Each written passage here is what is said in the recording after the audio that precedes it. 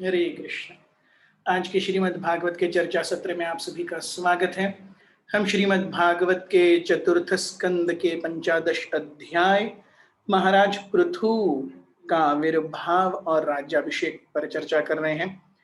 कल हमने देखा किस प्रकार से महाराज वेण के शरीर से बाहुक के निकलने के बाद उन साधुओं ने महाराज वेण के दोनों हाथों का मंथन किया और उसमें से एक दाम्पत्य का आविर्भाव हुआ और सारे जो साधुगण थे वो हर्ष से उल्लासित हुए कि भगवान की एक कला, भगवान के एक आविर्भाव का, एक अवतार का जन्म हुआ है और साथ में महालक्ष्मी देवी के अवतार का भी जन्म हुआ है।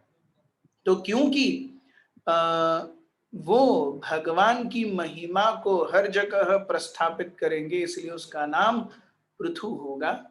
और क्योंकि ये जो स्त्री है वो अपने पति की हमेशा सेवा करेंगी इसलिए उसका नाम अर्ची होगा, जो सारे अच्छे गुणों से सुशोभित होंगी।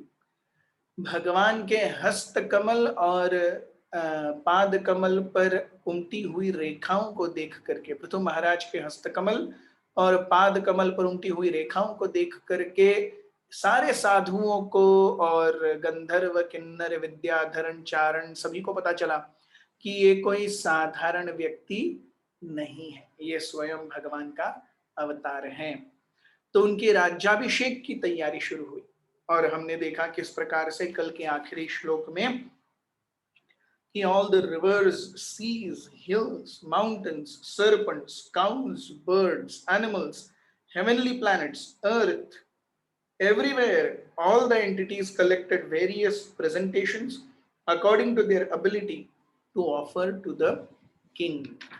और महाराज पृथु ये भगवान की पालन शक्ति का प्रतिनिधित्व करेंगे। He represents the maintenance potency of the supreme personality of Godhead.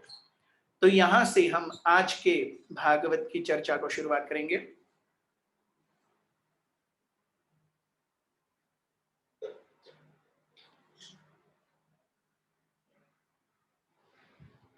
ओम ज्ञानतिमिरन्ध्रस्य ज्ञानाञ्जनशलाकया चक्षुरुन्मिलितं येन तस्मै श्रीगुरवे नमः। श्रीचैतन्यमनोभीष्टं स्थापितं येन भूतले स्वयं रूपः कदा मह्यं ददाति स्वपदान्तिकम्। वन्देऽहं श्रीगुरुः श्रीयुतापदकमलं श्रीगुरुन् वैष्णवांश्च श्रीरूपं साग्रजातं सहगण रघुनाथान्वितं तं सजीवम् साद्वैतं सावधूतं परिजनसहितं कृष्णचैतन्यदेवं श्रीराधा कृष्णपादान् सहगण ललिता श्रीविशाखान्वितांश्च। हे कृष्ण करुणा सिंधु दीनबंधु जगत्पते गोपेश गोपिका कांत राधा कांत नमोस्तुते। तप्त कांचन गौरांगी राधे वृंदावनेश्वरी वृषभानुसुते देवी प्रणमामि हरिप्रिये। जय श्री कृष्ण चैतन्य प्रभु नित्यानंद श्री अद्वैत गदाधर श्रीवासादि गौर भक्तवृंद। हरे कृष्ण कृष्ण कृष्ण हरे हरे, हरे राम राम राम हरे हरे।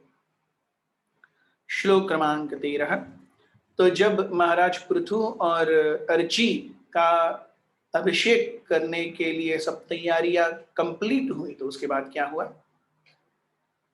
सोऽभिषिक्तो महाराजः सुवासः साध्वलंकृतः पत्न्यार्चिषालंकृतया विरेजे अग्निरिवापरः। Thus the great king Prithu, exquisitely dressed with garments and ornaments, was coronated and placed on the throne. The king and his wife, Archi, who was also exquisitely ornamented, appeared exactly like fire. हम देखेंगे हर प्रकार के वर्ण और आश्रम में अलग अलग प्रकार के लोगों को अलग अलग वेशभूषा धारण करने का परिधान है। तो ऐसा क्यों है कि राजा को अत्यंत जाज्वल्यमय सुशोभित आभूषणों से सज्जित होना चाहिए? क्यों ये जरूरी है? एक, कि जब दूसरा कोई आके उसे देखे क्योंकि हम इस भौतिक जगत में सारी चीजों को भौतिक रूप से ही देखते हैं।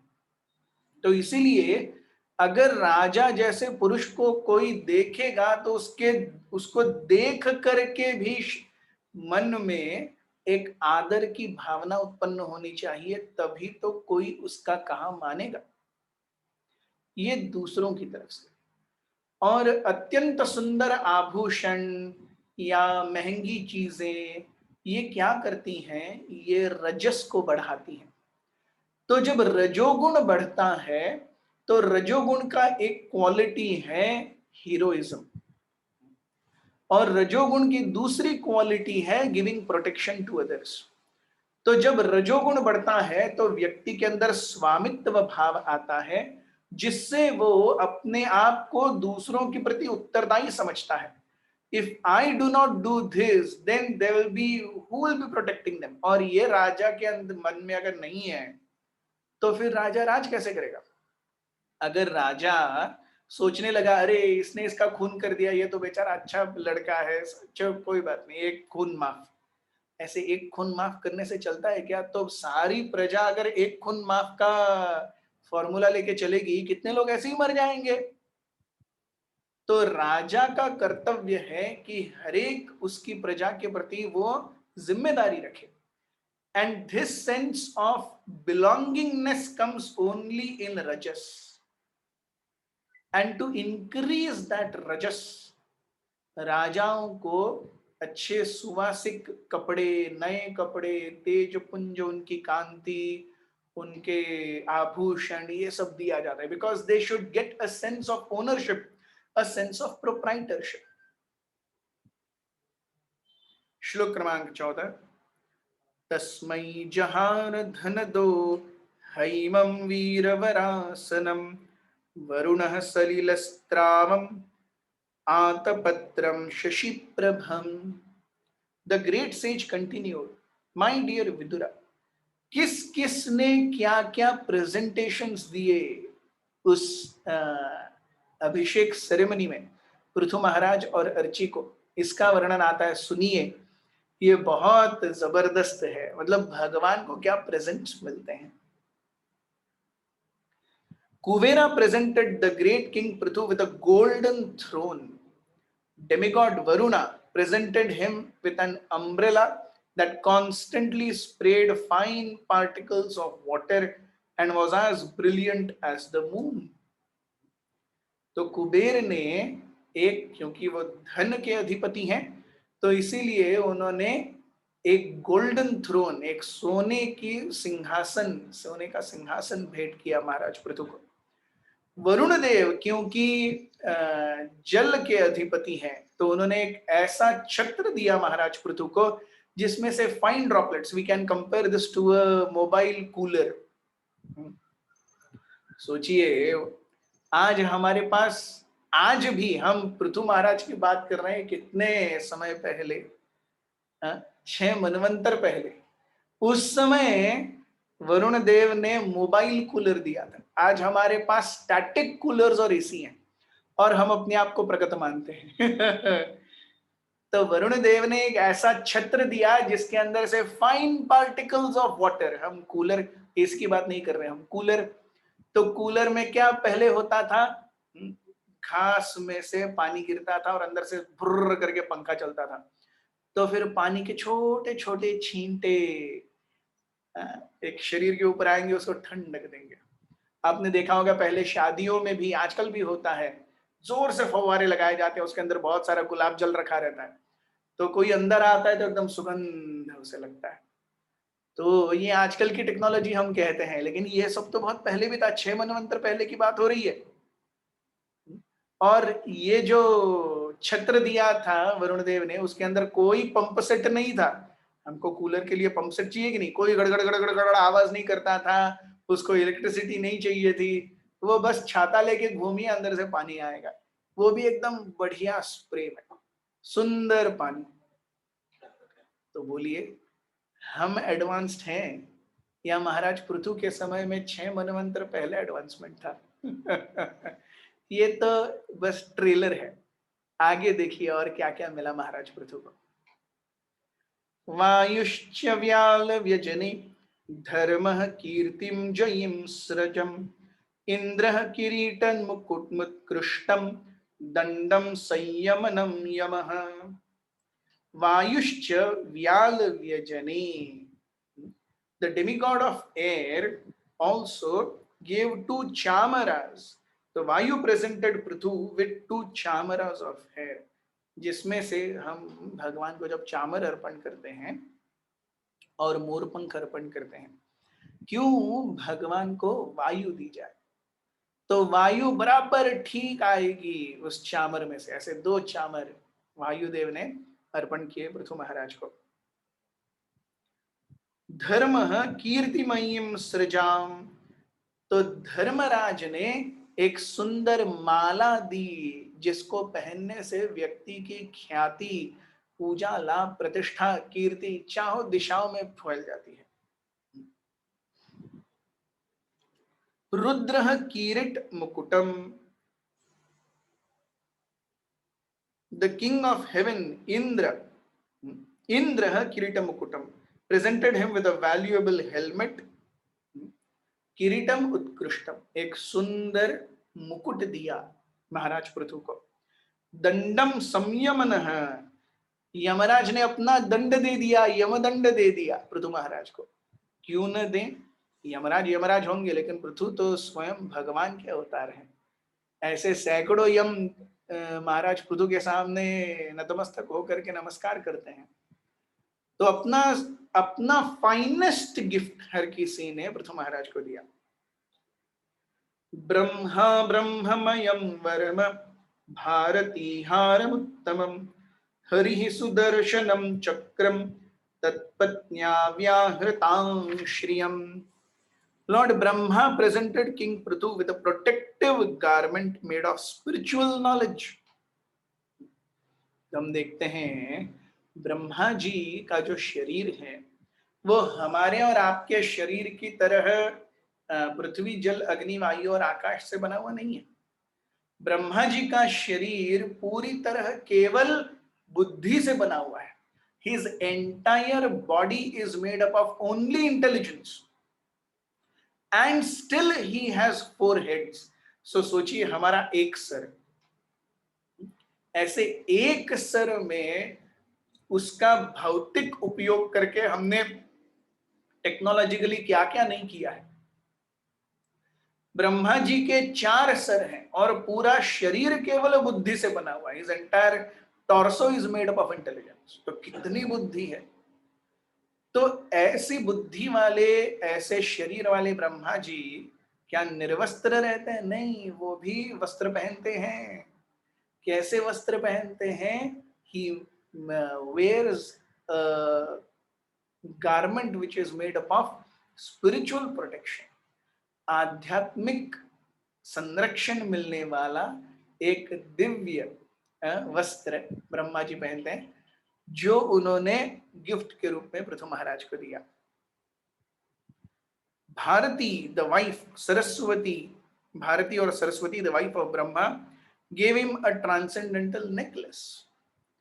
तो सरस्वती जी ने पृथु महाराज को एक सुंदर गले का हार दिया. क्यों? क्योंकि सरस्वती ये वाक या विद्या की देवी है. वाक और विद्या दोनों की देवी है. तो गले में वाक कहाँ से आता है? गले से आता है. तो गले में अगर वाक रहेगी तो वो व्यक्ति कभी भी जीवन में परास्त नहीं हो सकता.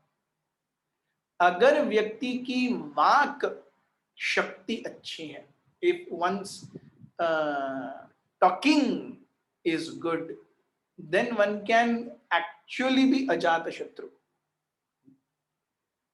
And with everything good, if one's talking is not good, he still will have millions of enemies.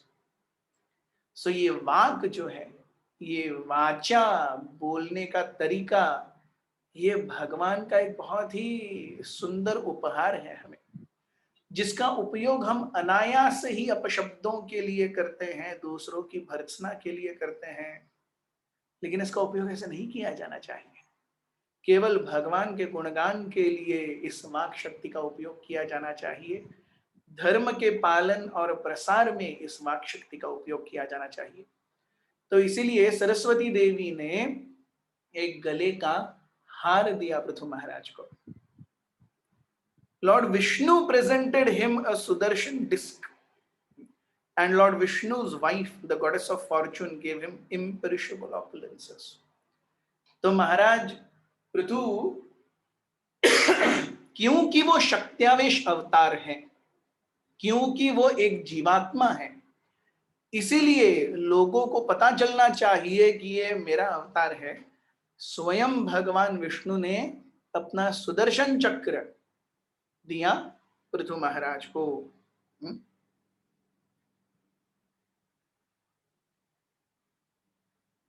और उनकी पत्नी लक्ष्मी जी ने अत्यंत जबरदस्त ऐश्वर्य प्रदान किए पृथु महाराज को।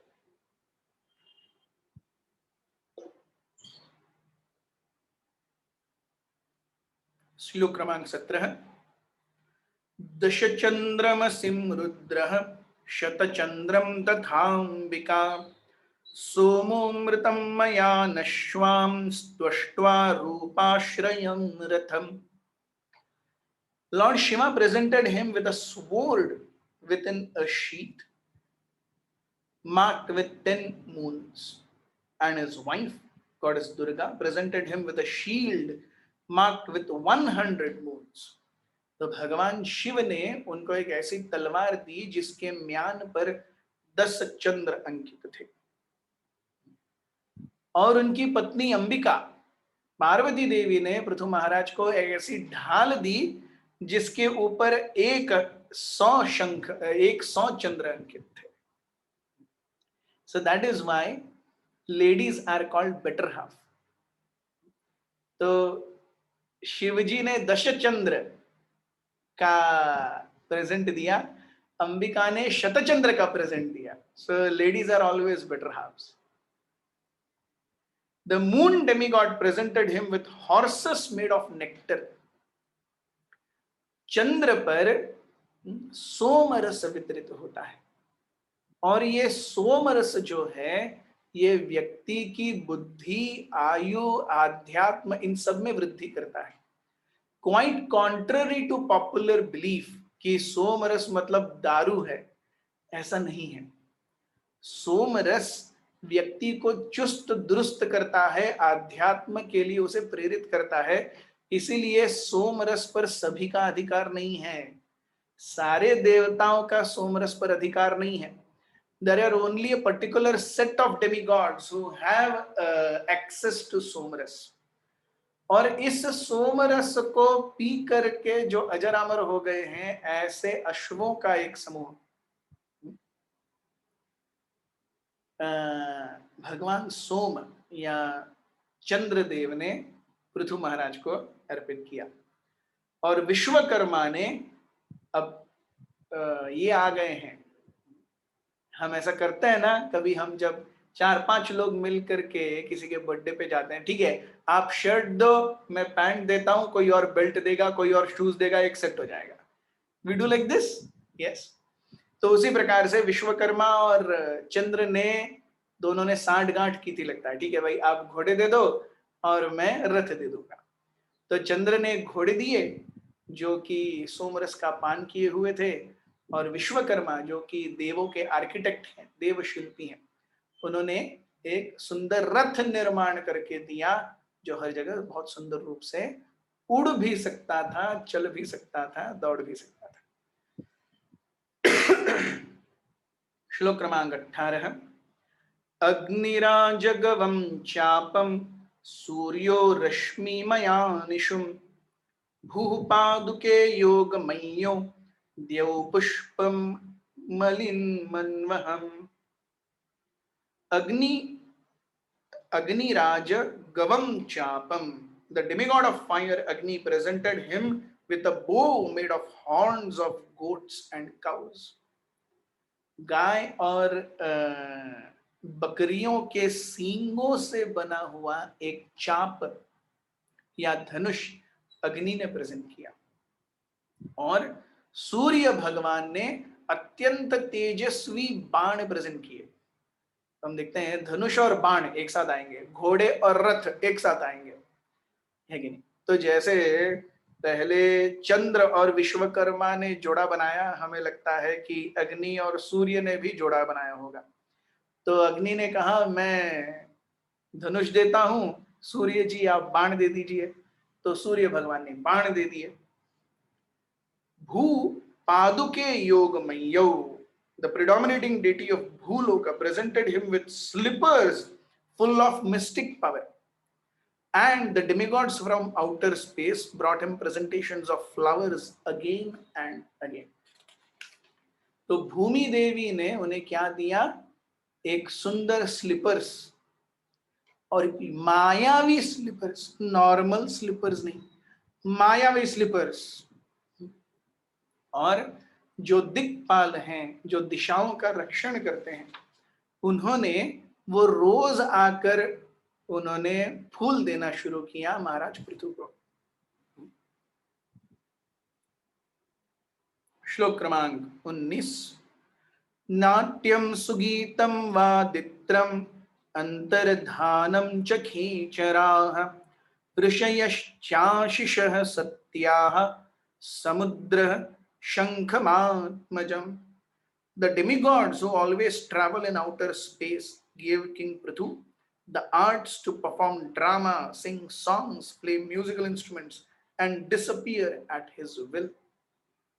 तो जो निचली श्रेणी के देवतागण हैं, हम देखते हैं गंधर्व, किन्नर, विद्याधर, चारण इत्यादि, ये सब भी देवताओं की श्रेणी में आते हैं। लेकिन ये सब इंद्र, चंद्र, वरुण, वायु ऐसे प्रिडोमिनेंट देवताज नहीं है।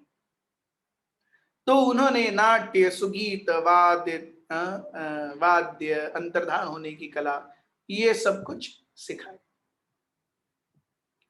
ऋषयश्चाशिषः सत्या समुद्र शंखमात्मजम। The great sages also offered him infallible blessings. इन सब में the most important thing, साधुओं का आशीर्वाद। जीवन साधुओं के आशीर्वाद के बिना अधूरा है। व्यक्ति जो कुछ भी कर ले, जब तक वो साधुओं के चरणों की धूल से अपने आप को अंकित नहीं करता, उसका कुछ अच्छा नहीं हो सकता from an absolute point of view. भौतिक रूप से वो सुंदर होगा, ऐश्वर्यशाली होगा, XYZ ये सब चलता रहेगा, लेकिन आध्यात्मिक रूप से उसके अंदर गुण, कलाएं, भगवान को प्रसन्न करने की इच्छा, ये सब भगवान के शुद्ध भक्तों को प्रसन्न करके ही आएंगे। और समुद्र देव ने उन्हें एक शंख दिया।